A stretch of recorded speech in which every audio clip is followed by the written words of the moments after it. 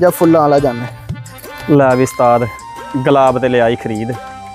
ਹੁਣ ਕਰੀਏ ਲੇਬਰ ਨੂੰ ਫੋਨ ਤੇ ਗੁਲਾਬ ਕਟਾਈਏ। ਓਏ ਹਾਂ ਮਾਜੂ ਕੀ ਹਾਲ ਚਾਲ ਆ? ਓ ਯਾਰ ਚਾਚੇ ਤੇਰੇ ਨੇ ਫੁੱਲ ਖਰੀਦ ਲਿਆ ਇੱਥੇ ਤੇ ਮੇਰਾ ਵੀਰ ਸ਼ਾਮ ਤੱਕ ਲੇਬਰ ਲੈ ਕੇ ਨਾ ਤੇ ਫੁੱਲ ਦੀ ਕਟਾਈ ਕਰ, ਮਾਰਕੀਟ ਦੇ ਕੇ ਆਈਏ। ਕਹਿੰਦੇ ਰੇਟ ਚੋਖਾ ਪਿਆ ਗੁਲਾਬ ਦਾ ਹੈ। ਤੇ ਪਹੁੰਚ ਮੇਰਾ ਵੀਰ ਲੈ ਕੇ ਪਹੁੰਚ। ਗੁਲਾਬ ਕੱਟਣ ਵਾਲਾ ਢੇਰ ਪਿਆ, ਮਾਸ਼ਾਅੱਲਾ ਫੁੱਲ ਹੀ ਫੁੱਲ ਖਿੜੇ ਪਏ ਆ। ਹੈ ਫੁੱਲ ਤਾਂ ਸੁੱਕ ਗਏ ਆ, ਲੱਗਦਾ ਵਾ ਮਾਲੀ ਨੇ ਪਾਣੀ ਨਹੀਂ ਲਾਇਆ। ਹੈ ਇਹ ਕਿਹੜਾ ਪਾਗਲ ਜਿਹਾ ਵਾ ਜਿਹੜਾ ਮੇਰਾ ਫੁੱਲਾਂ ਨੂੰ ਆਪਣਾ ਫੁੱਲ ਕਹੀ ਜਾ ਰਿਹਾ। ਜਾ ਕੇ ਪਤਾ ਕਰਦੇ ਆ। ਉਹ ਯਾਰ ਕਿੰਨੀ ਦੇਰ ਚ ਪਹੁੰਚਦੇ ਆ, ਮੈਨੂੰ ਦੱਸੋਗੇ? ਹੈ ਚਾਚਾ ਤੂੰ ਬੰਦ ਕਰ ਮੋਬਾਈਲ, ਜਰਾ ਬੰਦ ਕਰ।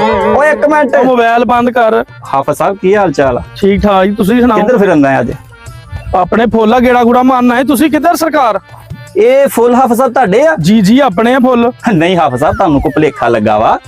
ਇਹ ਫੁੱਲ ਮੈਂ ਭਤੀਜ ਕੋਲੋਂ ਖਰੀਦੇ ਆ 10 ਲੱਖ ਰੁਪਏ ਦੇ। ਉਹ ਭਾਈ ਕਿਹੜੇ ਭਤੀਜ ਕੋਲੋਂ? ਫੁੱਲ ਆਪਣੇ ਆ। ਹਾਂ ਹਾਂ ਉਹੀ ਤਾਂ ਗੱਲ ਮੈਂ ਕਹਿ ਰਿਹਾ ਕਿ ਫੁੱਲ ਆਪਣੇ ਆ।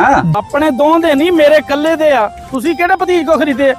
ਚਲੋ ਚਲੋ ਫੁੱਲਾਂ ਚ ਬਾਹਰ ਹੋਏ, ਸ਼ਾਬਾਸ਼। ਚਲੋ ਹਾਫਿਜ਼ ਸਾਹਿਬ ਲੱਖ ਰੁਪਇਆ ਦਿੱਤਾ ਚਲੋ ਮੈਂ। ਚਲੋ ਲੱਖ ਰੁਪਇਆ ਦਿੱਤਾ, ਚਲੋ ਸ਼ਾਬਾਸ਼। ਉਹ ਹਾਫਿਜ਼ ਸਾਹਿਬ ਲੱਖ ਰੁਪਇਆ ਦਿੱਤਾ। ਲੱਖ ਰੁਪਇਆ ਫੁੱਲ ਆਪਣੇ। ਚਲੋ ਸ਼ਾਬ ਲੱਭੋ ਜਾ ਕੇ ਉਹਨੂੰ, ਜਿਹਦੇ ਕੋ ਫੁੱਲ ਹੈ। ਹਾਫਿਜ਼ ਸਾਹਿਬ 9 ਹੋਰ ਦੇਣਾ ਹੱਲੇ। ਭਾਈ ਚਲੋ ਸ਼ਾਬਾਸ਼ ਸ਼ਾਬਾਸ਼, ਫੁੱਲ ਆਪਣੇ ਆ। ਹਲੋ ਮਾਜੇ, ਉਹ ਰਹਿਣ ਦੇ ਲੇਬਰ, ਚਾਚੇ ਨੂੰ ਲੱਖ ਦਾ ਚੂਨਾ ਲੱਗ ਗਿਆ। ਉਹ ਕੋਈ ਦੱਸ ਕੇ ਆਪਣੇ ਚਾਚੇ ਨੂੰ ਲੱਖ ਦੇ ਫੁੱਲ ਵੇਚ ਗਿਆ ਸੀਗਾ। ਹਾਂ ਕੈਂਸਲ ਲੇਬਰ ਕੈਂਸਲ।